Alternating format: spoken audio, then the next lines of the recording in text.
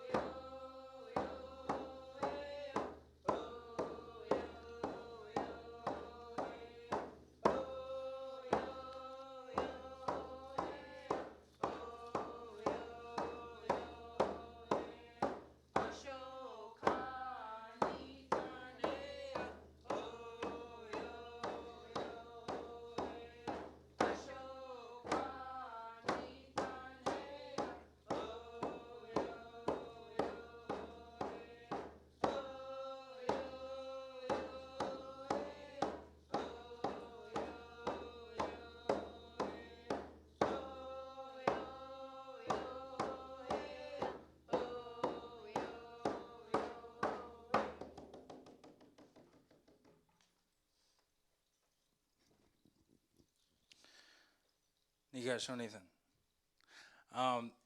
So I'm gonna teach you some words in Shoshone so that you respond, yeah, appropriately.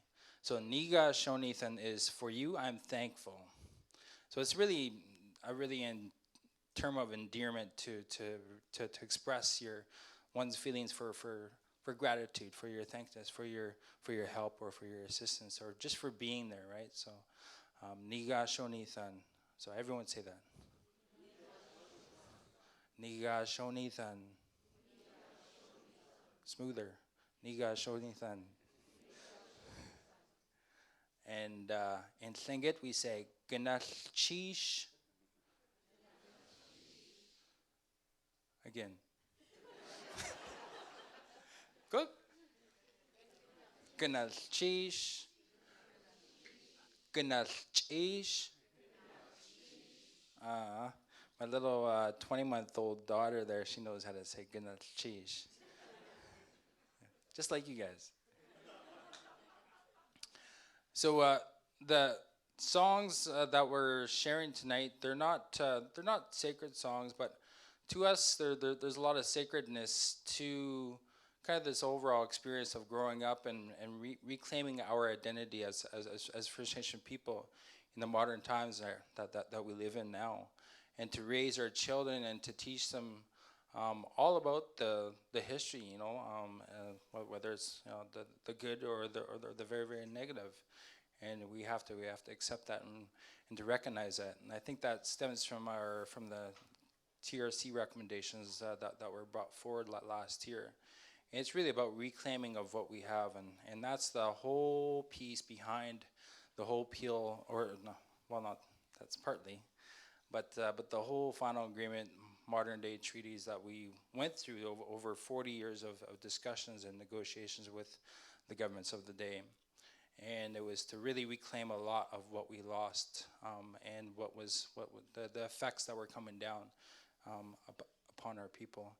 And it was to really look into the future, to what we want for, the future generations to come. So that's a big piece to why we carry on culture, why we teach our kids our traditions and customs, and that's the whole purpose behind it. So, and to recognize our values. So this next song is going to be the welcome song. So this is a welcome song. Some people call it the friendship song. So, and this is welcome song.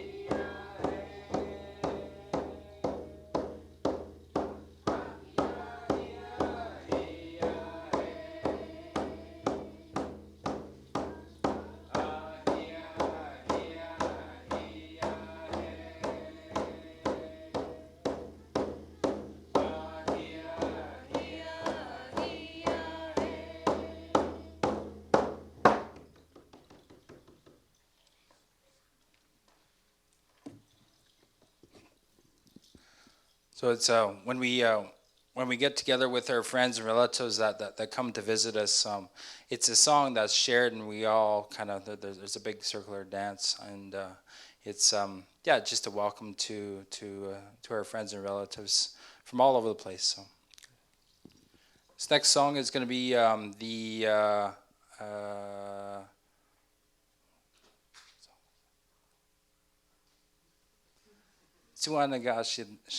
Suanigashadli. So I had a little hiccup there. It's getting late,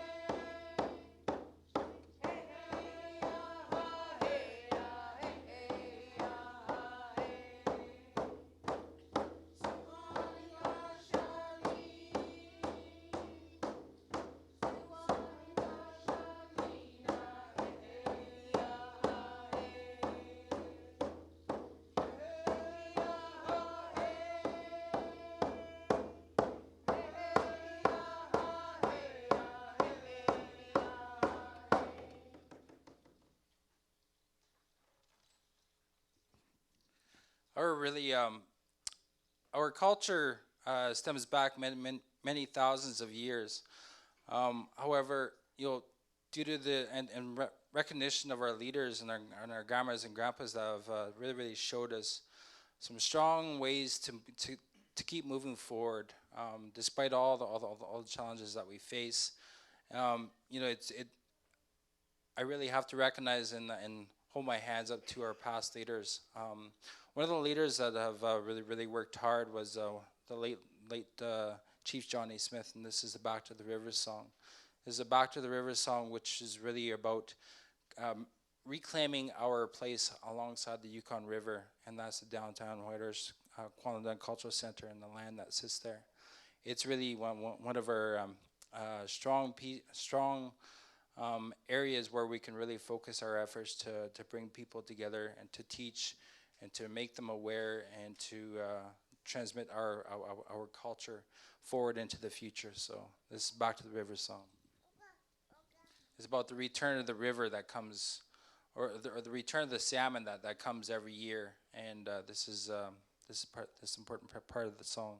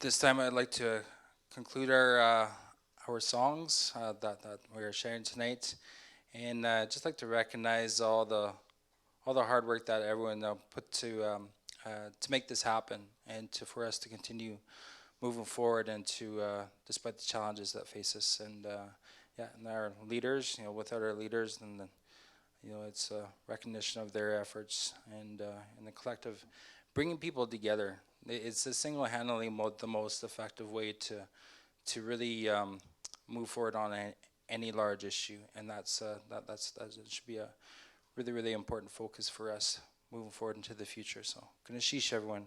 Kanashish, Niga Shonidan.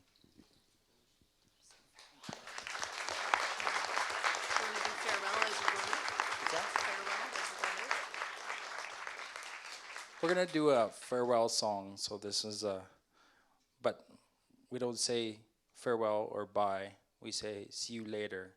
And in Southern Shoshone we say Nananujishi. No.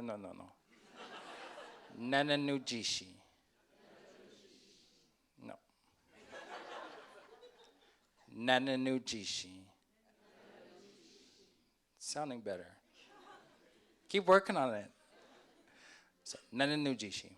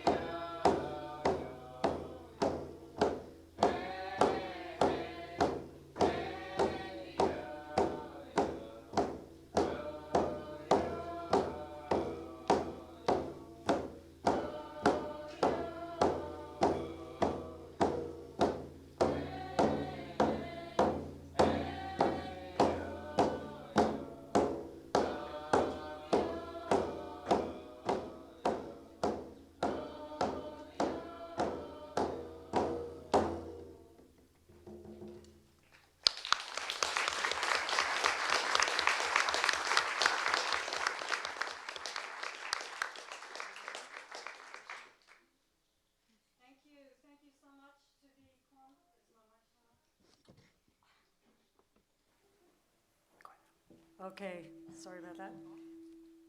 Thank you very much. Welcome everybody, welcome to this evening, and thank you so much to the Kwon and Dan All Nations Dancers for coming here to share community even in these difficult times. Thank you so much. Let's give them a big hand.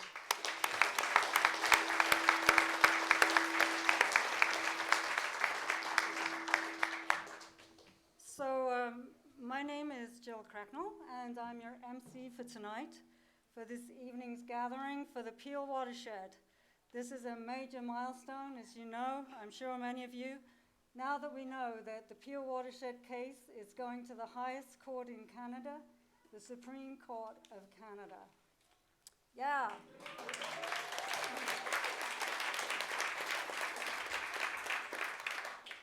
I'd like to acknowledge that we are on the traditional territory of the Kwon and Dan First Nation and the Hwëch'in Council, and to welcome all of you here tonight in the auditorium here in Whitehorse. And hello to everybody up there who's streaming on live from the communities in the Yukon and the Northwest Territories, and also people from home and even Vancouver. And I understand we have people gathered in Mayo at the Yukon College campus, thanks to organization by Na-Cho First Nation. And in Inuvik, we have people gathered in the Alex Moses Greenland building, hosted by the Nyak Gwitchin Council. And in Dawson City, we have hosted by the Gwitchin at the Gwitchin Community Hall. Hello, everybody up there. It's great to have you on, and this is a very exciting evening. Just to give you a quick run-through of what's going to happen tonight, in just a moment, I'm going to ask Sean Smith from Kwon and Dan First Nation to open the formal part of the evening with a prayer. And after this opening prayer, we're going to welcome Thomas Berger, legal counsel for the appellants, coming live to you online via Skype from Vancouver. And following Mr. Berger's address, we're going to have each of the panelists on stage here with me making some opening remarks. And if I could just introduce you all to the panel. Down the far end, we have Chief Simon Mervyn from the First Nation of Na-Cho. And next to Simon, we have David Neufeld on the board, from the board of the Yukon Conservation Society. In the middle, we have Chief Roberta Joseph from Gwitchin. And next to Roberta, we have Chris Ryder, Executive Director from CPAWS Yukon. And next to me here, we have Chief Bruce Charlie from the Vuntut Gwitchin First Nation. So welcome to everybody, and these leaders, of course, represent the 5 parties appealing to the Supreme Court of Canada.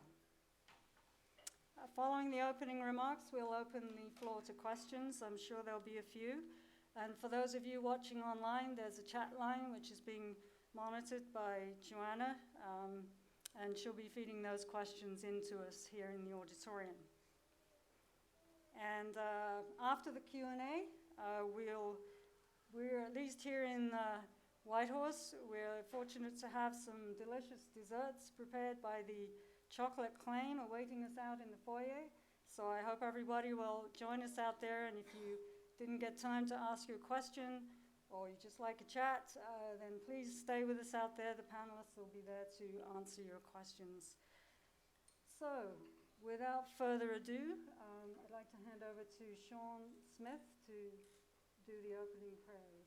Sean here? I think that Sean may have. He's already done the prayers? Okay, so I'm sorry, I misunderstood that. A few little glitches along the way don't hurt, do they? The prayer was a part of the songs. So now, Mr. Berger, you're on. Tom, can you hear me?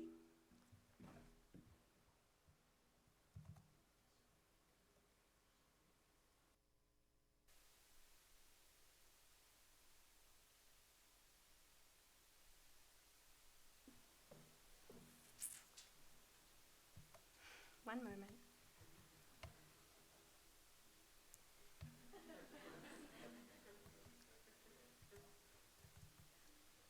Okay, could you try speaking again? Nope. Yeah, sorry, Tom. We're not getting the sound. We can see you, but we're just trying to sort out the sound here.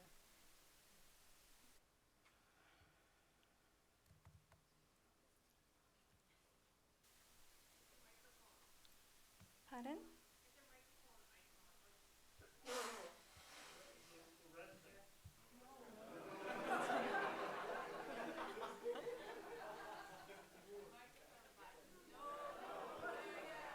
Oh, that's Yeah. muted. So I'm going to have to call you back. I'm sorry. Okay. Okay.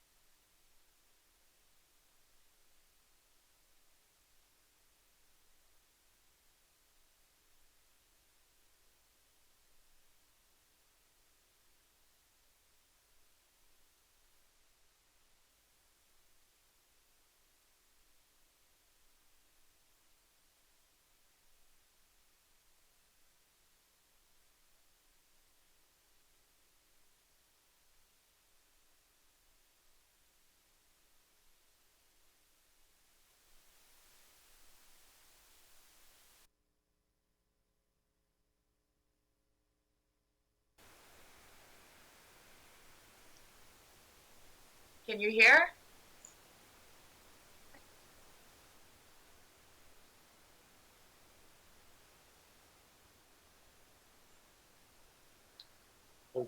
Okay, Jim. Okay.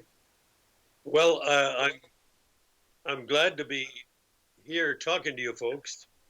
I get quite an echo here. Is this? Are you sure this is working? For being here tonight and for your patience in with the technology here. Okay. Well, look, I just want to emphasize to you all that this appeal to the Supreme Court of Canada is of the first importance. It really will determine the course of land use planning in the Yukon over the next 50 years. You know that back in 1993, the First Nations agreed with Canada and the government of the Yukon to a settlement of their claims, and the provisions of the umbrella final agreement relating, among other things, to land use planning are now part of every final agreement of all the First Nations, and including those that are plaintiffs in this case. Now, the Peel Watershed, as you folks know better than I do, is a national treasure. It's the size of New Brunswick. It has no permanent settlements. It's a wilderness that is sacred to the First Nations, and also, I think, to Yukoners, and as well to Canadians and people around the world. And this national treasure is really in the custody of the government of Yukon and the First Nations, and their final agreements govern how the future of the Peel watershed will be determined. The First Nations and the government of Yukon and Canada agreed that in these cases, there would be an independent commission established, which would have representatives of both sides on it. And that was done almost 10 years ago in the case of the Peel. And the commission spent 4 or 5 years on its report. And as putting this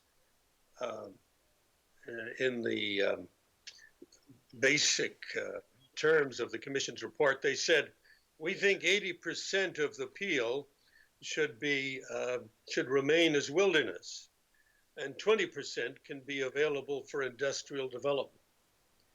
Now, consultation then proceeded, and the remarkable thing about the umbrella final agreement and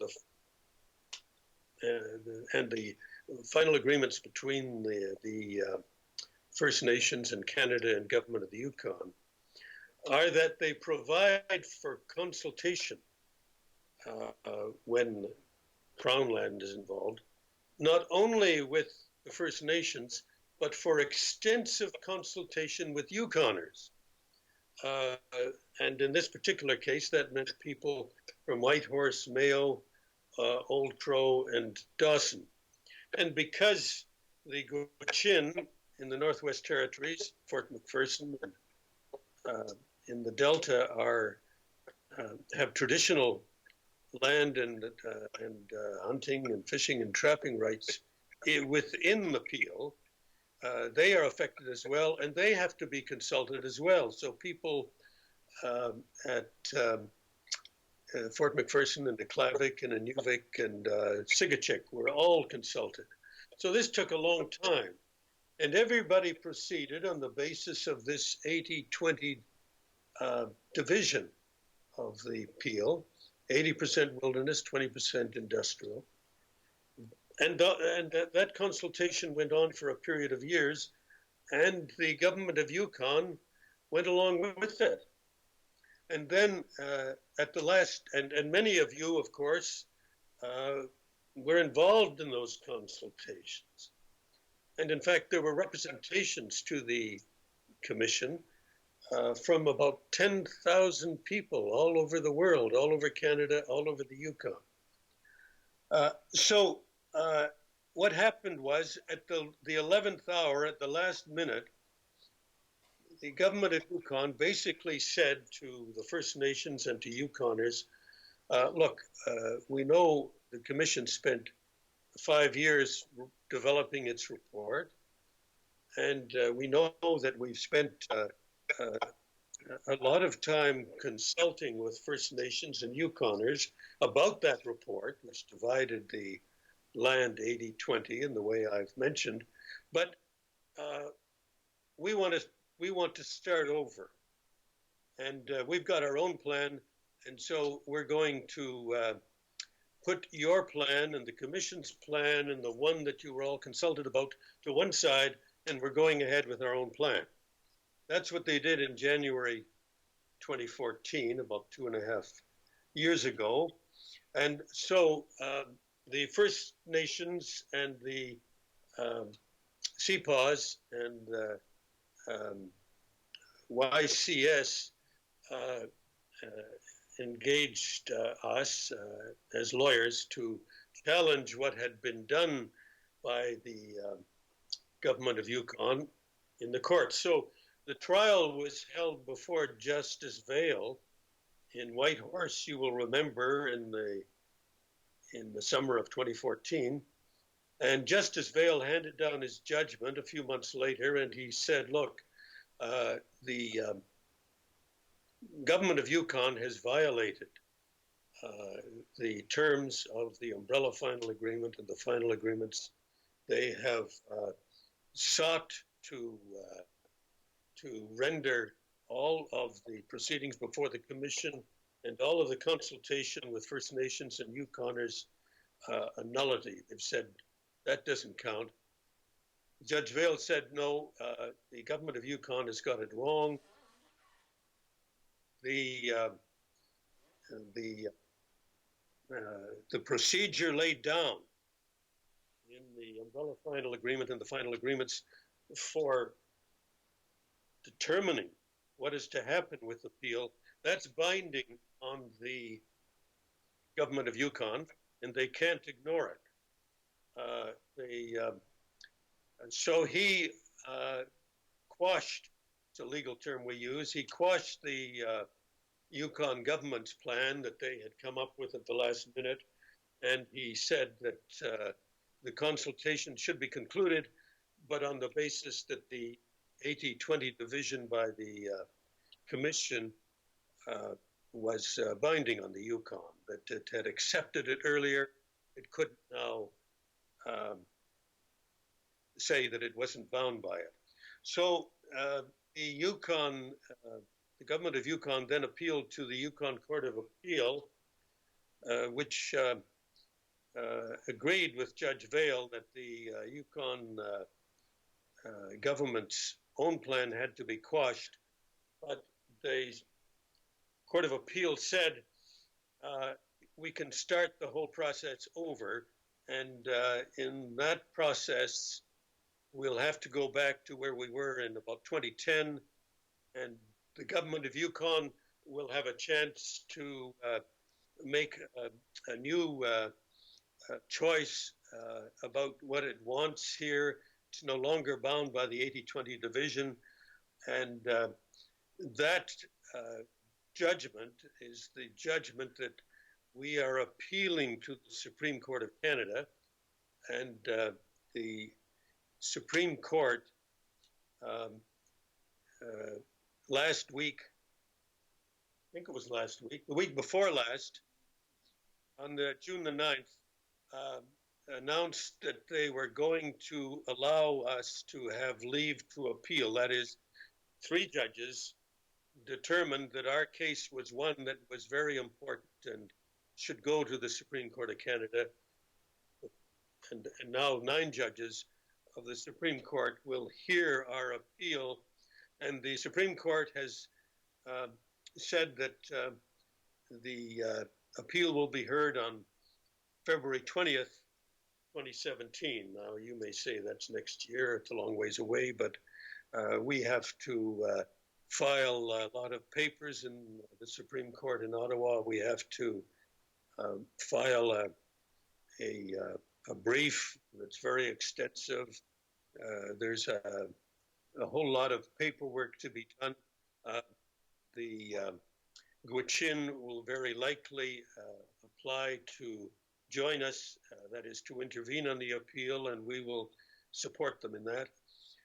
So this is, let me just say that I am very, very pleased that we have leave to appeal.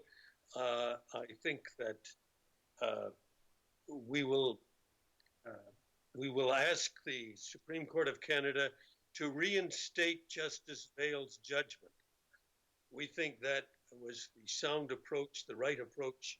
Our argument will be that that judgment should govern land use planning for the Peel and for every region of the Yukon for which land use planning lies ahead. Under the Umbrella Final Agreement of 1993, there is to be a commission for each region. Now, you've had a commission in the north that was not controversial. This is the second commission, the Commission for the Peel. And and the importance of the case is this: there will be commissions in every region of the Yukon to determine what's the assignment of land use. Is it to be wilderness? Is it to be open to oil and gas and mining and other forms of development? Where are hunting, fishing, and trapping to continue to be protected, and so on? These are important decisions, and so the judgment of the Supreme Court of Canada will affect land use planning in the Yukon, I think, for the next 50 years. So I just want to emphasize the importance of the case, and that it has been the First Nations and CPAWS and Yukon Conservation Society and a whole lot of Yukoners, Aboriginal and non-Aboriginal, who've brought the case forward. And a case of this importance can't really be pursued usually by ordinary folks. It requires these organizations and institutions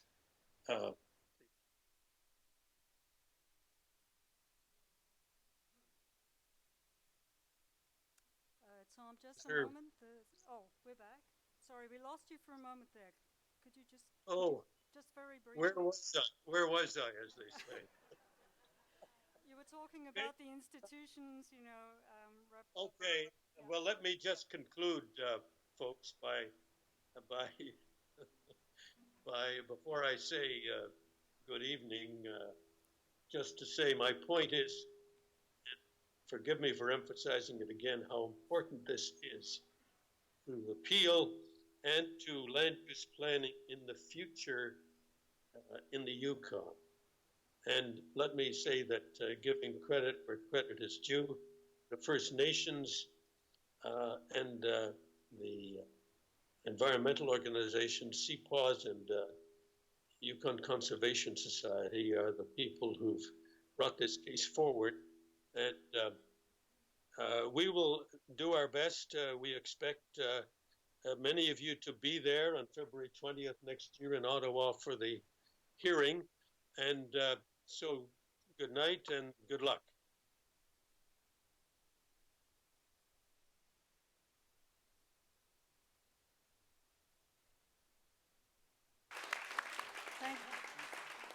Thank you, Tom. Thank you so much. That was really fantastic that you could be with us this evening. This is the audience here in Beringia, in Whitehorse. We have, as I mentioned to you earlier, we have people in Inuvik, we have people in Mayo gathered, and people in Dawson gathered, because everybody realizes how important this case is, and we're really very grateful that you're the legal counsel for everyone. Thank you. Okay, be seeing you. Yes, thank you, Tom. Okay, well, thank you. So, without further ado, some opening remarks from the panel, starting with Chief Bruce Charlie.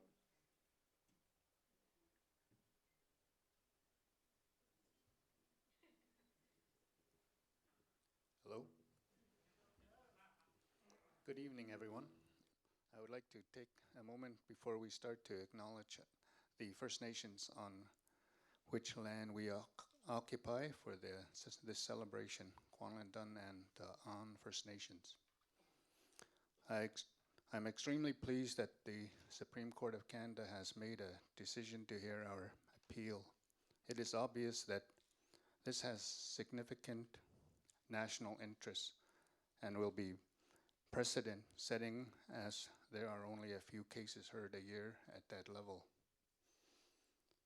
The Vuntut Gwitchin people have made it explicitly clear to me and to the former leaders of our government that we have an obligation to protect this pristine wilderness, caribou habitat, and ecosystems, as it is an essential element of our very existence as Gwitchin people across the north. We, the Northern First Nations groups, signed our final agreement with Canada and the government of the Yukon in 1993. And as a result of those agreements, Chapter 11 lays out a clear process in how land use planning is to be conducted in Yukon, similar to the North Yukon land use planning process, which is the only one completed to date in Yukon. We came to the table in good faith for the Peel Watershed consultations. Land use planning decisions are defined under our UFA, took effect the day we signed our final agreement, defining that decisions have to be made in a collaborative way that respects the provisions of the chapter, including consultation, accommodation, minimizing conflicts on land use planning process, integrate and recognize cultural values of Yukon Indian people, take into effect management of land, water, and resources, including fish, wildlife, and their habitat. I have to state that we've seen how little respect the government of Yukon has shown for these agreements, as demonstrated in their action to pursue this to the highest court of the land, rather than working with us in good faith. We know for greater certainty that the courts declare that the government of Yukon failed to act in conformity with the land use plan approval process, and that it did not properly conduct the final consultation by introducing new proposed modification that were not presented to the Peel Planning Commission. Further to this, the court quashed the government's approved plan and directed the government to consult with the affected Yukon First Nations and communities on the final recommended plan, not on a modified plan. This current action marks the first time that the Supreme Court has been asked to consider the meaning of land use planning provisions contained in the umbrella final agreement. While this decision deals specifically with the Peel watershed, it has significant implications for land use planning throughout the Yukon, and also for other land and resource decision-making processes, such as amendments to YESA, Yukon mining legislation, and any decision to allow fracking. The emerging theme here is the courts will not allow the government in power, in this instance the Yukon Party, to take a narrow, restrictive view on their obligations under the modern treaties. The courts rule that they would hold government accountable, and they are not acting in good faith and are inconsistent with the honor of the Crown. The government of the Yukon seems to believe it has unfettered decision-making authority over the development of Crown land. The recommended plan was not a product of the work of the Commission or the First Nations, as they did not act in conformity with the land use planning process. With this in mind, we are optimistic that the Supreme Court will rule in our favor. The First Nations and environmental groups will stand firm in their conviction to see the case through to its conclusion. Furthermore, the integrity of our agreements will be clarified once and for all and will stand the test of time. We will continue to work together to see all Yukoners and Canadians alike have a say in what happens to this pristine wilderness area. As we've stated all along, we are not opposed to sustainable development, but we will stand strong and united for the protection of the resources in which we have an obligation to effectively manage as defined in our UFA. In closing, I would like to reiterate the caribou and the rivers of the Peel watershed are the lifeblood of this land and of the Gwitchin nation. Na-Cho.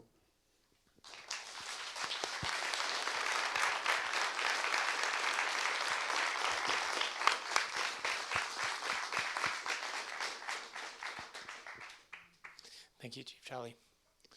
And thanks once again, thank you to the Kwinlindun First Nation and the Ta'an Hwëch'in Council for allowing us to be on your territory this evening, and particularly to Sean and the dancers who welcomed us so warmly this evening. And thank you especially to everyone who's here on the live stream tonight and is joining us via the communities. We really appreciate the fact that you've chosen to spend your evening joining us, and to everyone in the room. It really is a privilege to be sitting here tonight with Chief Charlie, Chief Joseph, Chief Mervyn, and with David from the Yukon Conservation Society to talk about the Peel watershed. As many of you know, I've only worked for CPAWS for a short amount of time. I've been there for about 3 months. And over that 3 months, I've had to try and understand a campaign that's literally been running right now for decades. The learning curve has been steep, I think you could say. But having said this, I want to take this opportunity, sitting in front of everyone, to share a few of the things that I've learned with you. First, one of the things I learned is the Peel Watershed Planning Commission took 7 years to come up with their final plan. 7 years. It's a really long time. I knew before I started this work that it was a long process. I knew that it had taken more than a few years. But 7 years is a really long time. And during that time, as our council, Thomas Berger, said, Yukon government had plenty of opportunities to provide feedback and have their say in that plan, but they chose not to. They didn't use the opportunity. Instead, after everything was released, they then released their own plan, which almost reversed it. What I want to ask right now is, what is the point of investing millions of dollars into a 7-year planning process if you're just going to scrap it and throw it off the table if you don't get the answers you want? It just doesn't seem right to me. And I have to say, thankfully, the judges at the Yukon Supreme Court and the Yukon Court of Appeals agree with that. In their decisions, they wrote that when Yukon government scrapped the final recommended plan, they had, and I'm going to quote here, they had not upheld the honor of the Crown. And they had acted in a way that was inconsistent with the spirit of reconciliation. Which actually leads me to another thing that I recently learned. After we applied for leave to have this case heard by the Supreme Court of Canada, Yukon government's lawyers didn't even contest that fact. This means it's now a matter of record that by acting the way they did, Yukon government acted inappropriately. It's on the table. It's on the record. So instead of that, what did they argue? They said in their response, and I'm going to quote again, "This is not an issue of public or national importance." Not an issue of public or national importance. Let's just allow that to sink in for a moment. The Peel Watershed is the size of the entire province of Nova Scotia. It's the size of the entire country of Ireland. It is one of North America's largest remaining pristine areas of wilderness. It has 6 crystal clear rivers which flow through it. It's home to caribou, wolves, wolverines, and grizzly bears, and all kinds of other animals. It's the summer home to migratory birds who thrive in the wetlands, and home to rare plants that live only in the north.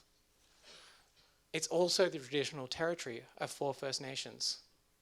And as a sign of how important this case is, I am so privileged to be sitting here with the chiefs of 3 of those First Nations this evening, and to know that the 4th First Nation is going to be intervening in our case because they so strongly agree with us. So it's with respect to Yukon government's lawyers that we disagree. We truly believe that this is an issue of national importance. And I wonder if everyone else agrees here.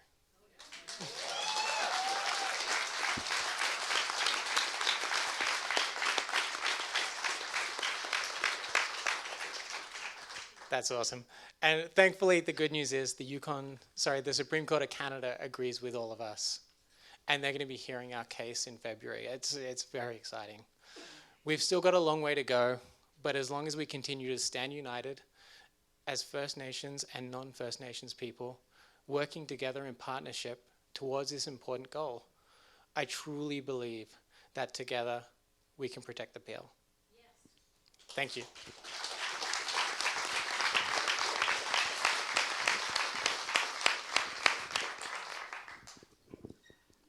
Drin Hozo, I'm Roberta Joseph, Chief of Hwëch'in in Dawson City.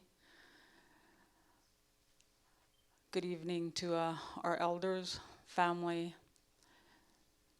friends, people in the community,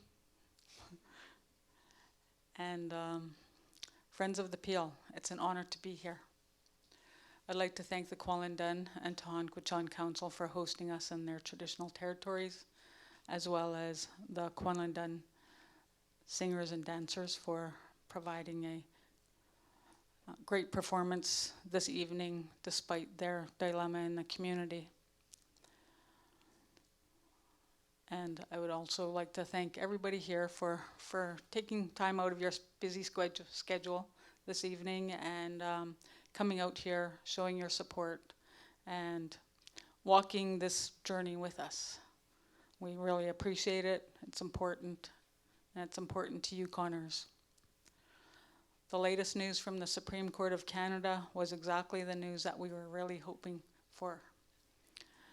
And I, for one, have never doubted the hope that I had for the Supreme Court of Canada to make this decision based on our agreements and based on the decision that was made in the Court of Appeal. You know, majority of it was a good decision, but in terms of the remedy and going back, it's clearly an error. Anybody could see that. We still have a long road to go, but this latest victory in terms of the decision by the Supreme Court of Canada is humbly appreciated. And approaching the Supreme Court to hear our appeal was not a decision that was taken lightly at the time. We put a lot of thought into it. We had to review the documents and make the decision that we wanted to ensure that our agreements were upheld, as well as the processes that are outlined in Chapter 11. We understood our limited chances of success, but we felt that this case was important enough for all Yukoners and Canadians that it should be heard by the highest court in Canada. We're very happy the Supreme Court has agreed to hear this case. We're actually overwhelmed. We have always stressed that it is not our choice to be in court, and we prefer to be working with the Peel River Watershed Plan that we invested several years' worth of resources developing. We would rather be living with the vision that important natural area that the Yukon public spent countless hours sharing with us during numerous community sessions and consultations. All of the time that our communities and Yukoners spent providing input into the plan, you know, we would have preferred to sit down and be able to implement that, not be in a situation where we are today. The end of this long twisting journey is very close by, and we have faith in the Supreme Court of Canada that our agreements and the processes for the Supreme Court's decision will stand as it should have. We're optimistic we'll succeed in the Supreme Court, but in so many ways we feel we've already succeeded on how the issue has rallied us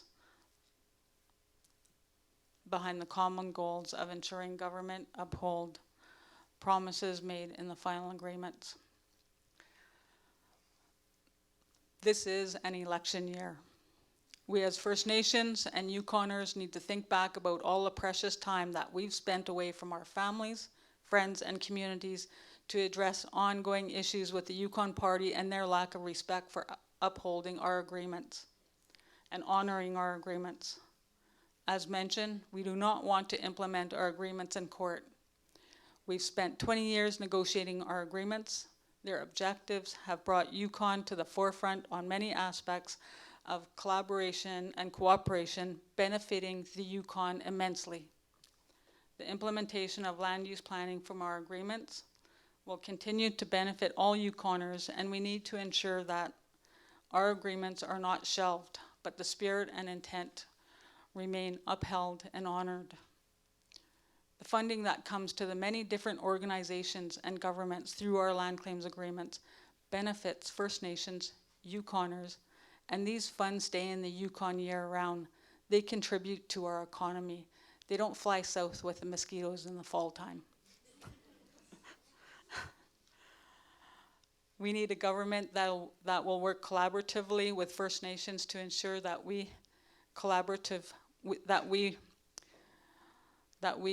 are collaborative on implementing our agreements, such as regional land use plans. By now, all of the regional land use plans should have been completed. After 21 years of signing the UFA, only one has been completed.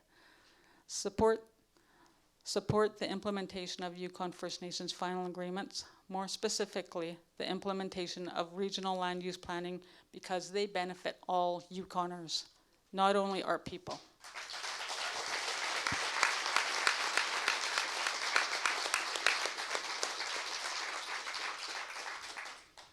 In closing, I'd like to express, on behalf of Gwitchin citizens and our council, our appreciation for every one of you, for your support, for making the time to be out here today. Have a great evening and a safe and enjoy National Aboriginal Day tomorrow. Na-Cho.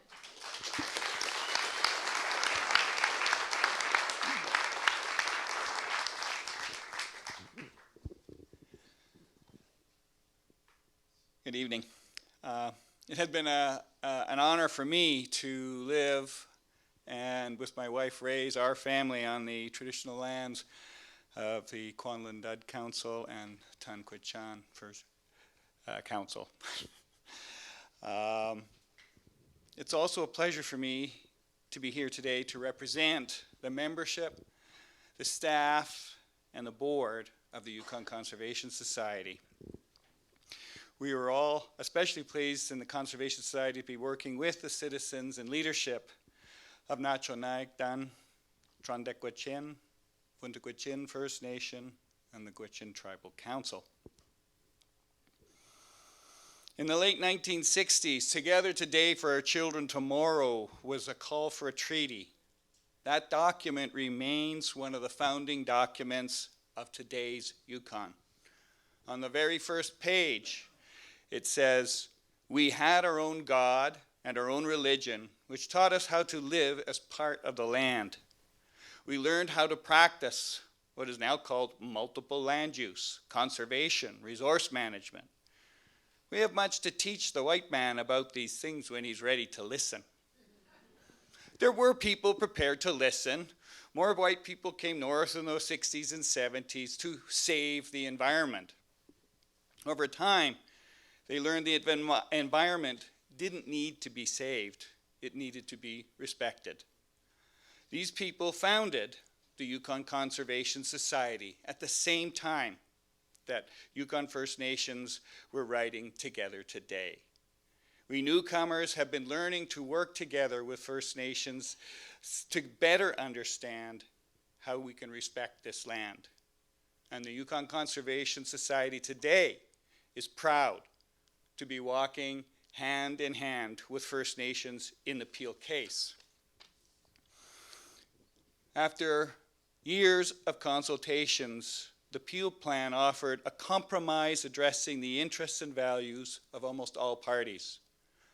The government's refusal to accept the plan not only undermined the pristine natural values of the Peel country, but it also threatens the cultural compact between First Nations and newcomers that some of us have been working at for perhaps 100 years, but certainly 50 years, that makes our territory such a special place to live.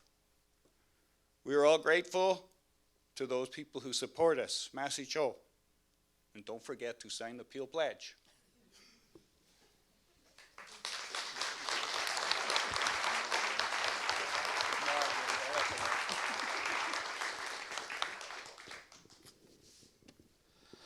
Thank you, everyone. My name is Simon. I'm the chief of the First Nation of Na-Cho. And it's always a pleasure to be here on behalf of the First Nation of Na-Cho. Always a pleasure to speak on behalf of my people. I would just like to reflect a little bit that when I was a little fella, you know, the lands that we love so dearly, we'd sit in the smoke shed, the salmon would be being smoked in the back. The evening is gone, twilight is here, everything's quiet on the land. You can hear the river trickling by. You're hanging on to your loved ones. Your grandparents are there. There's no better feeling in the world. This is the attachment that First Nations people have to the land and their culture and their civilization. And we don't want to lose that. And I just want to say that, you know, the agreements were crafted in a way that will benefit Yukon people in general, Yukon First Nations people in particular. That's how it's been crafted.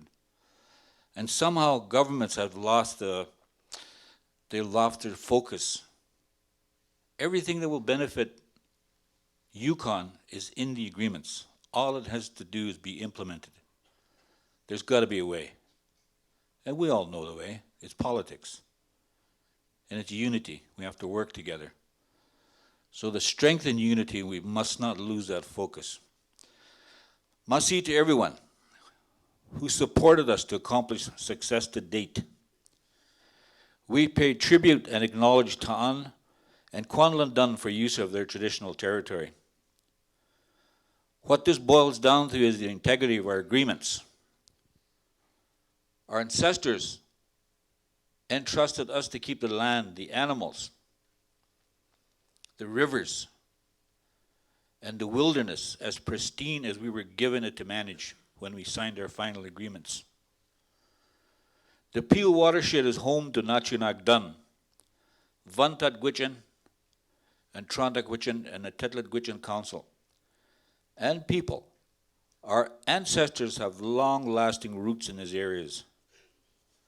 The Peel has huge historical and cultural significance to all Yukoners and Canadians alike. This being one of the last significant areas of this nature, and we need to do our part to protect it from being exploited. This most definitely is of national significance. We do need to continue working together to protect the Peel.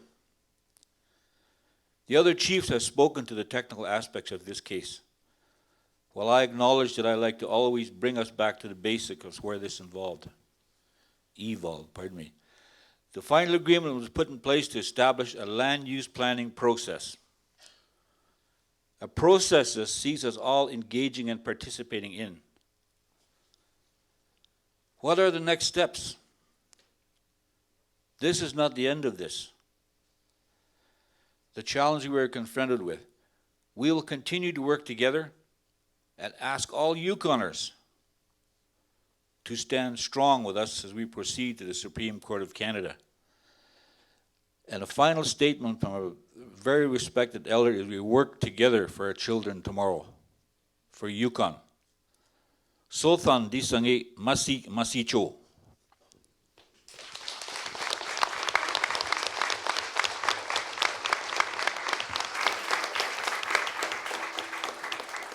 Thank you very much, chiefs and leaders. It's always a pleasure to hear these wise words. And now I'm told that we have a draw prize here before we open the floor for questions. So, Jason, we will just grab a ticket here.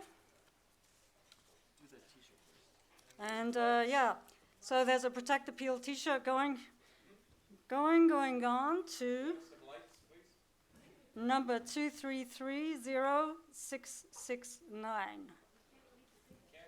Can't read the tickets. Oops, that's the wrong one. They're in the dark. Okay, night vision, everybody.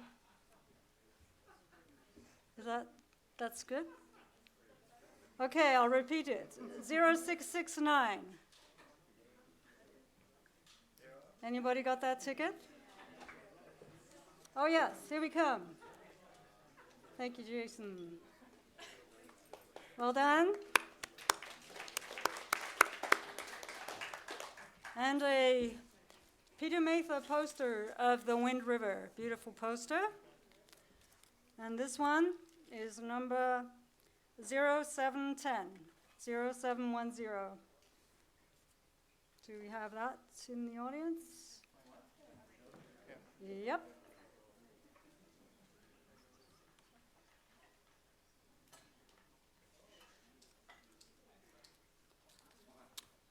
And the last prize is a Protect the Peel hoodie from Na-Cho, a beautiful green hoodie. Who's green out there?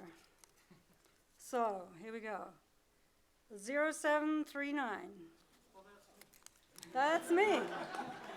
Well done, Dave.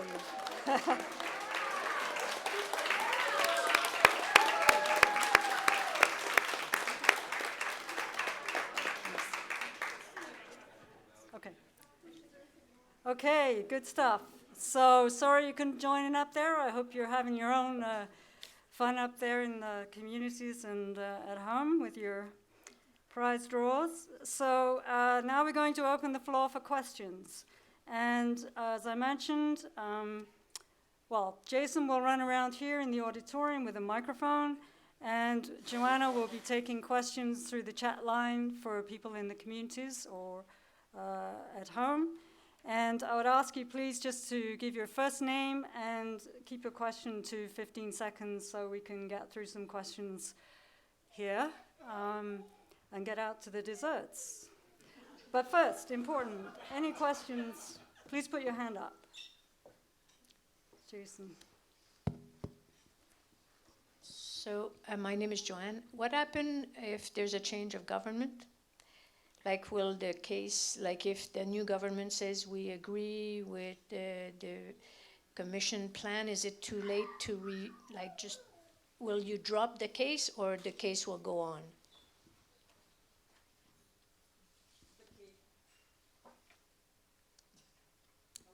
Chief Roberta? The case will go on. It's in the Supreme Court of Canada now, and it doesn't really matter to who's in government at this point in time. That decision will lie with the Supreme Court of Canada. I guess, implementing the plan afterwards is something that would matter to whatever party is going to be supporting implementing the decision of the Supreme Court, right? So that's what's important afterwards. So, thanks. Does anybody have anything to add there? Chris? I'll just add something quickly to that as well. So the decision that was made by the Court of Appeals is currently binding as law. And so basically, even if a different government was elected, or if the Yukon party was re-elected and decided that they wanted to do something different, which may happen, even if that happened, the fact that it was set into law by the Court of Appeals means that we do have to proceed all of the way through. However, if a new government does come in, they do have the freedom to announce that they would like to protect the peel. Or again, Yukon Party may choose to do that. We can live in hope. And so essentially, yeah, they can choose to protect it, but we will have to go all the way through. Thank you. Any other questions? Jill, one over here. Okay, yes. I'm Richard. I'm just wondering, are there lawyers that represent this group, this gathering, this, by whom are we represented up there in court? Our group here is represented by Rosling and Ostring from Vancouver. And our main representative from the firm is Thomas Berger and Margaret Rosling. The giant head. Yes, the giant head.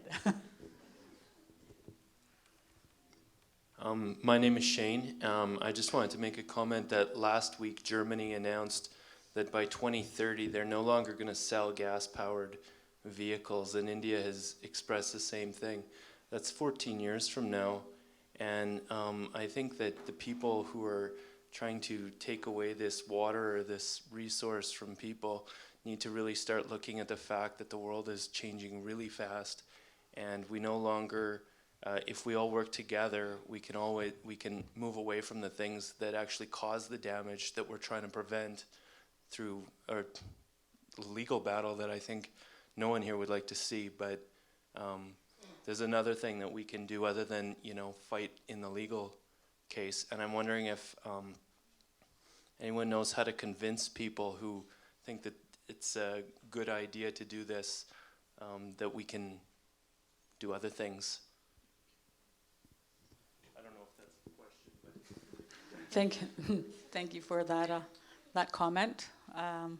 That's really good advice, and I think it goes along the line of the federal government in terms of developing the new carbon tax, and you know, with the provinces and territories getting on board with that will provide incentives for reducing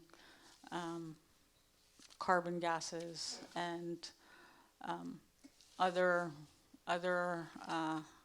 contaminants that affect our environment, and you know, to try to reduce global warming. I think the biggest issue in the world right now is global warming, and you know, hopefully, you know, here in the Yukon, we're able to support a carbon tax that helps us to reduce greenhouse gases here.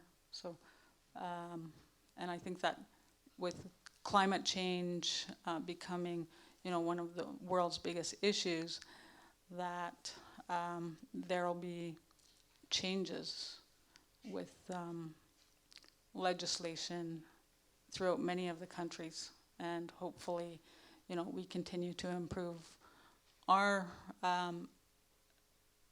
legislation and support legislation changes in Canada, in the Yukon, in the north, that can make those changes where we're not solely relying on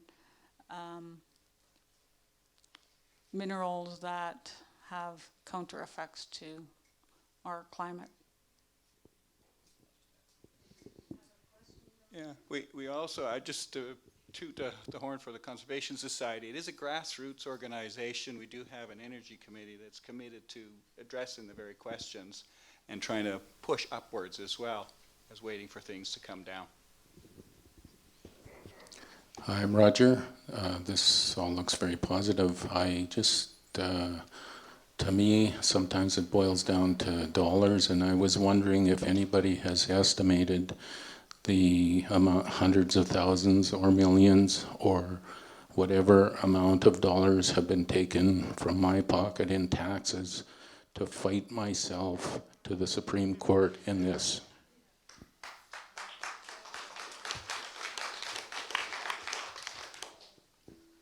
Who is going to answer that question? Well, we can only speak from our perspective, but I believe that that information has been provided publicly in terms of how much the Yukon government has spent in the past.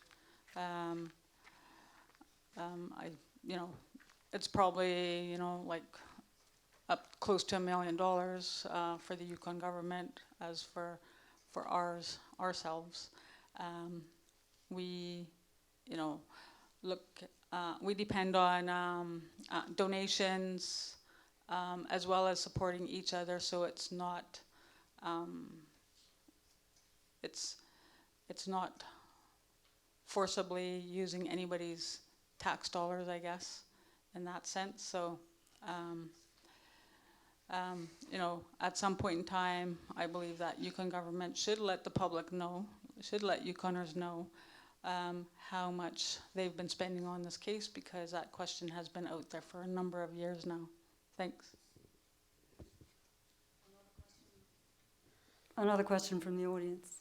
Yeah, my name's Gary, and I thought maybe it might be a good idea to organize a contingent flight from Yukon to Ottawa for everybody that might want to go watch the proceeding live in Ottawa. And maybe we could get a hotel floor or something like that, maybe, and have a good showing of support at the court.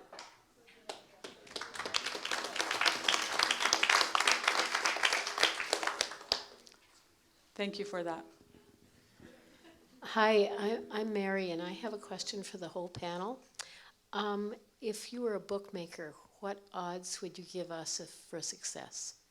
Or if you were a teacher marking a paper, how much out of 100? What would you estimate?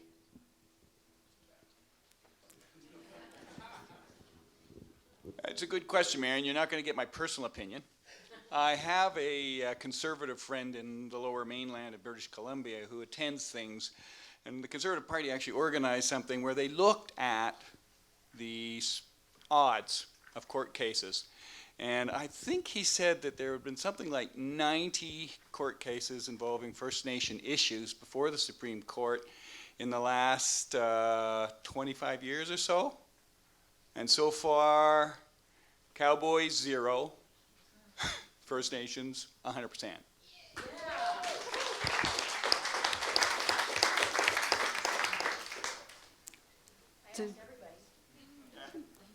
Well, I think, does anybody else want to add anything to that? I guess what Dave just expressed is actually fairly true. There's other statistics out there in terms of the court cases that, like, just as an example, in BC in the last couple of years, there's been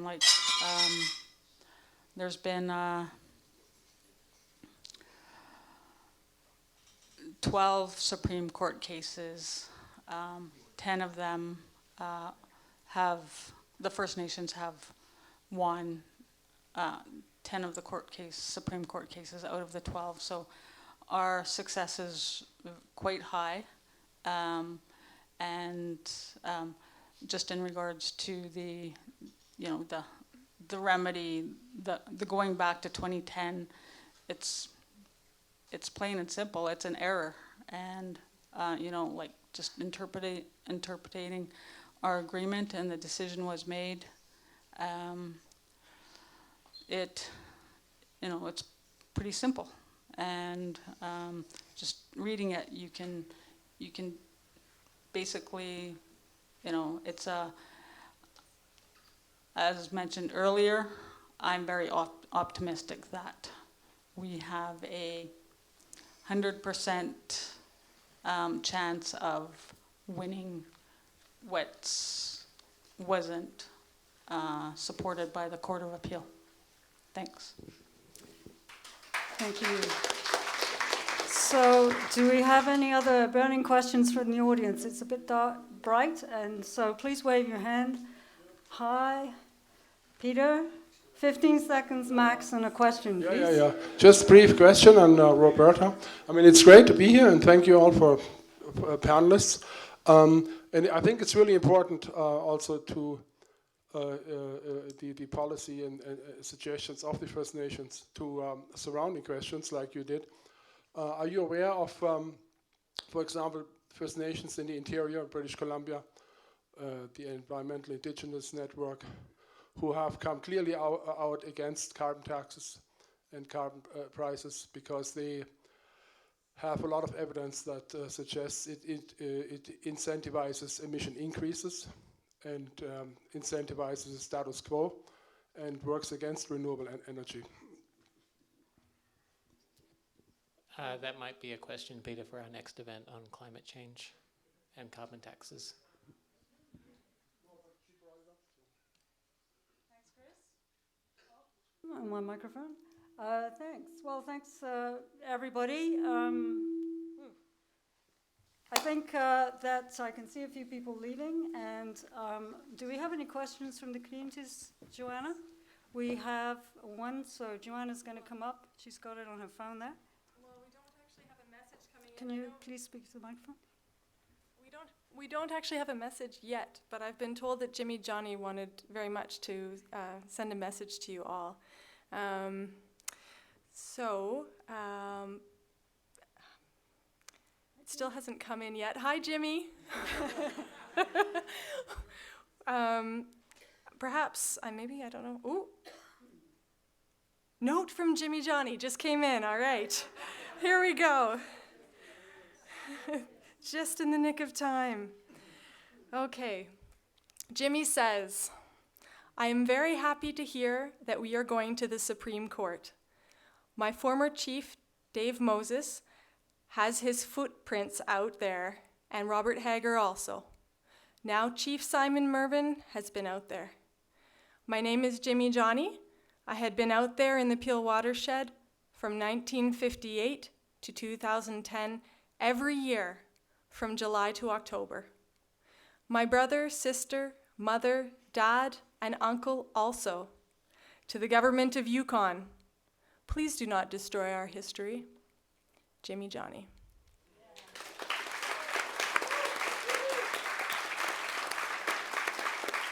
Thank you.